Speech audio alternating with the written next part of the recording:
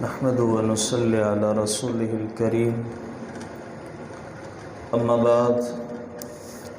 فأعوذ بالله من الشيطان الرجيم بسم الله الرحمن الرحيم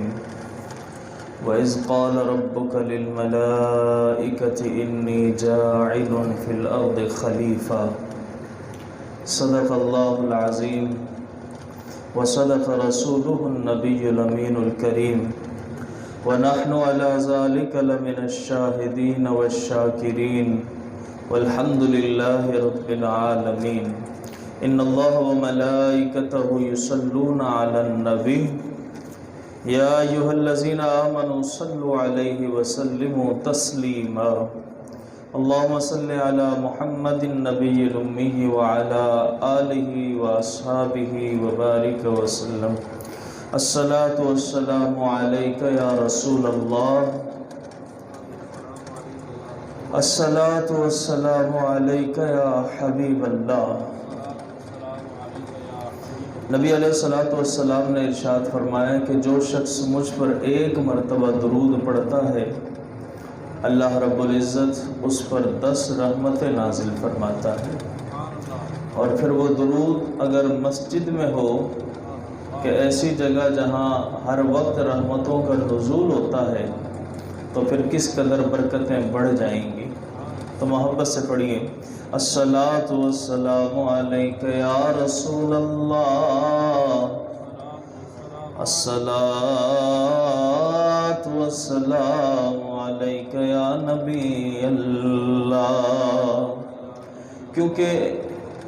ہر درد کی دوا ہے صلی علی محمد صلی اللہ تعالی علیہ وسلم، ہر درد کی دوا ہے صلی علی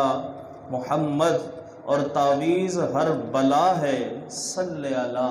محمد صلی اللہ تعالی علیہ وسلم۔ تو سامعین کرام، درود شریف کو اپنی زندگی میں شامل کر لیں، زندگی کے اندر شامل کر لیں۔ آج انشاءاللہ العزیز ہم اپنے درس کا جو آغاز کریں گے وہ ہے سورہ بقرہ کی آیت نمبر 31 سے ہم اپنی گفتگو کا آغاز کریں گے،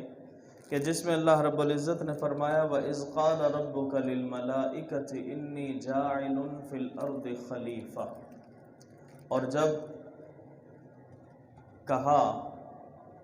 اللہ تبارک و تعالی نے، تیرے رب نے فرشتوں سے کہ میں زمین میں خلیفہ بنانا چاہتا ہوں۔ سب سے پہلے اس آیت کا پچھلی آیات سے تعلق کیا ہے؟ پچھلی آیات کے اندر اللہ تبارک و تعالی نے کچھ نعمتوں کا ذکر فرمایا، اور وہ نعمتوں جن کا ذکر فرمایا وہ ایسی تھی جو بلا واسطہ، بغیر کسی واسطے کے انسان کو ملتی ہیں، بلا واسطہ، کوئی واسطے کی ضرورت نہیں ہے ان نعمتوں کے اندر۔ لیکن اس آیت کے اندر اللہ تبارک و تعالی خاص ان نعمتوں کا ذکر فرما رہا ہے کہ جو انسانوں کو ان کے والد یعنی حضرت آدم علیہ السلام کے ذریعے نصیب ہوئی ہے۔ تو اللہ نے ان نعمتوں کا ذکر اس آیت کے اندر ذکر فرمایا، اور اللہ نے فرمایا اس آیت کی ابتدا کے اندر کہ وَإِذْ قَالَ رَبُّكَ، وَإِذْ، اور یاد کرو کہ جب،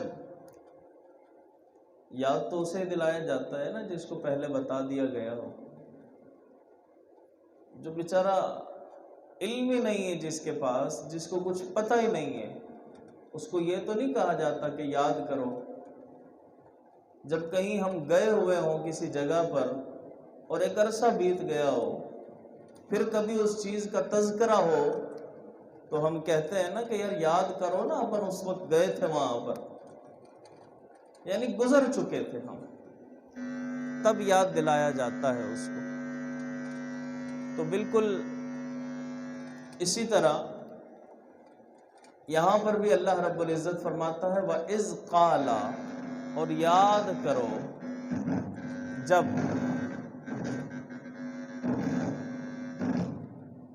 یاد کرو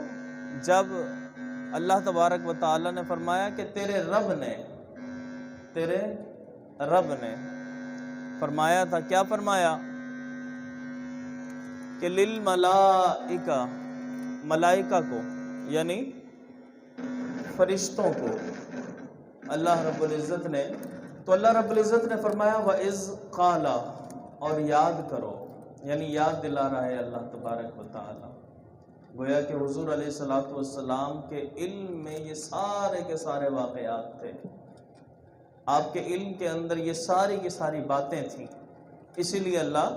یاد دلا رہا ہے اور فرما رہا ہے کہ یاد کرو۔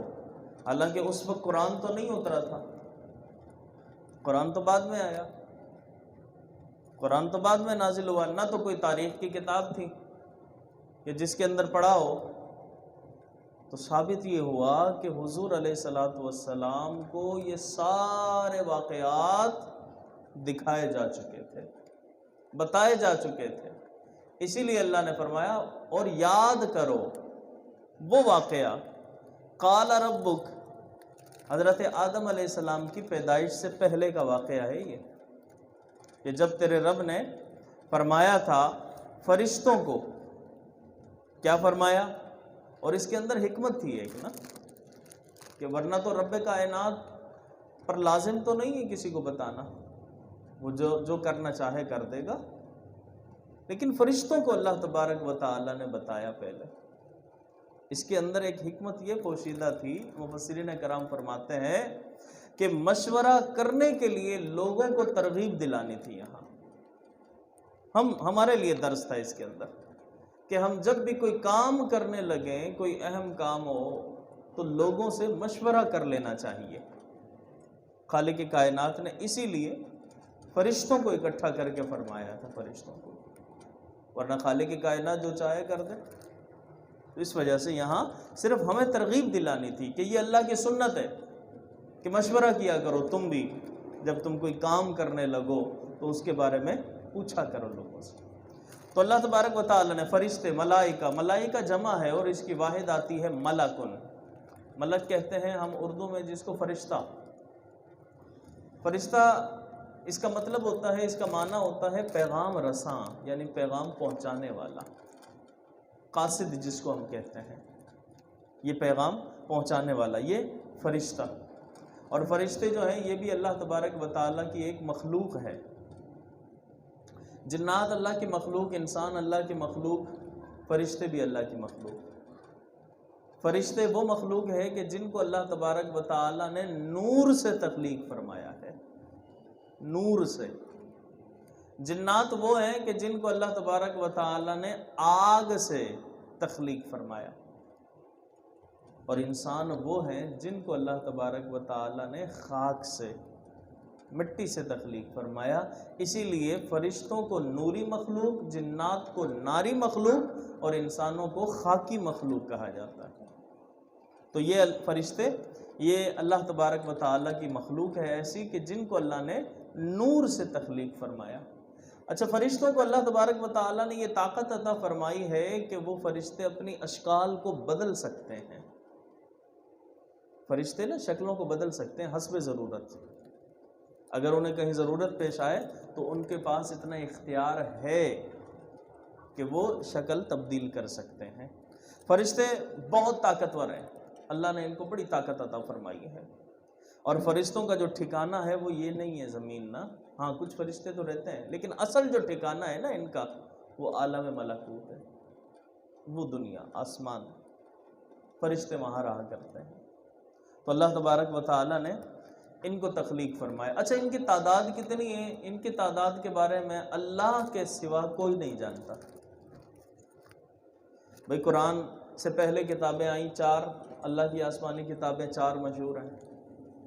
انبیاء کرام کے بارے میں بھی معروف ہے کہ بھئی کم و بیش 1,24,000 انبیاء دنیا میں تشریف لائے، لیکن فرشتے، ملائکہ، ان کے بارے میں کسی کو تعداد معلوم نہیں سوائے رب کائنات کے، اللہ تعالیٰ جانتا ہے۔ بلکہ تفسیر روح البیان کے اندر ہے کہ انسان جو ہے نا، انسان اس دنیا میں وہ جنات کا 10واں حصہ ہے، جتنے بھی انسان ہیں اس دنیا میں وہ 10واں حصہ بنتے ہیں دنیا کے اندر جنات کا، ان سے کہیں زیادہ جنات ہیں۔ اور اسی طریقے سے پھر فرمایا کہ جن اور انس یعنی جنات اور انسان، ان دونوں کو ملایا جائے، ان دونوں کو ملایا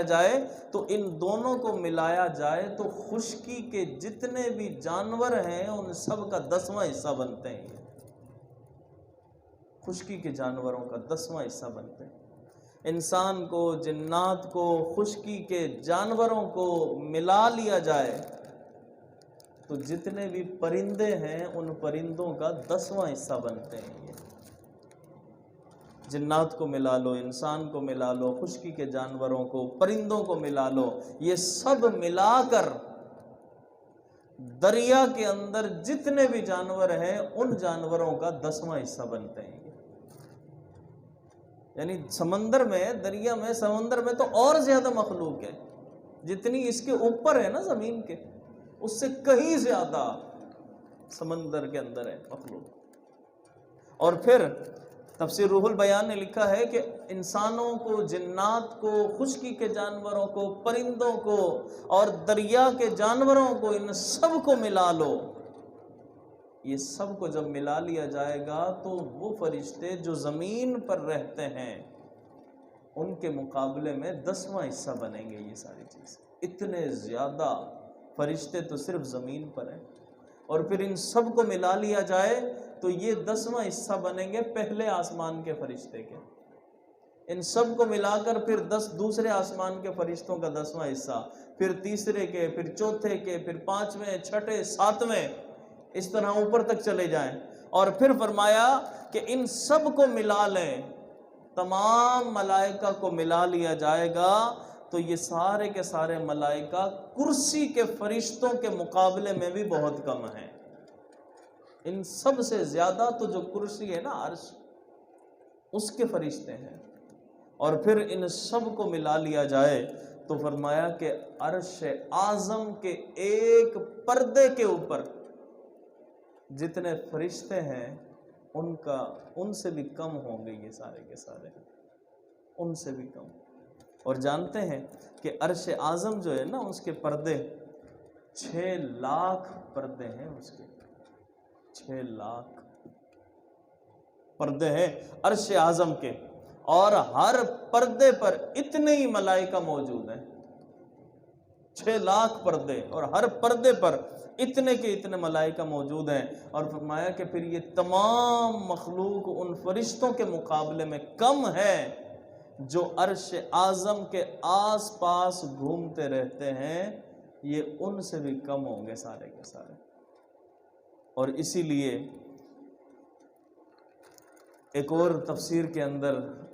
روایت ہے کہ معراج شریف پر، ابھی آنے والا بھی ہے یہ موقع، کہ جب معراج شریف پر رسول اللہ صلی اللہ علیہ وآلہ وسلم تشریف لے گئے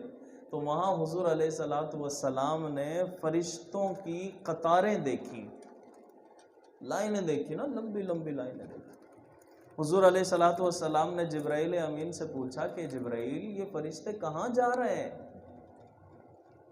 کہاں جا رہے ہیں یہ فرشتے؟ جبرائیل امین نے عرض کیا کہ اللہ کے نبی، مجھے نہیں معلوم کہ یہ کہاں جا رہے ہیں، ہاں اتنا جانتا ہوں کہ جب سے میں پیدا ہوا ہوں، جب سے مجھے رب نے تخلیق فرمایا ہے، میں اس وقت سے اسی طرح دیکھ رہا ہوں ان کو جاتے ہوئے۔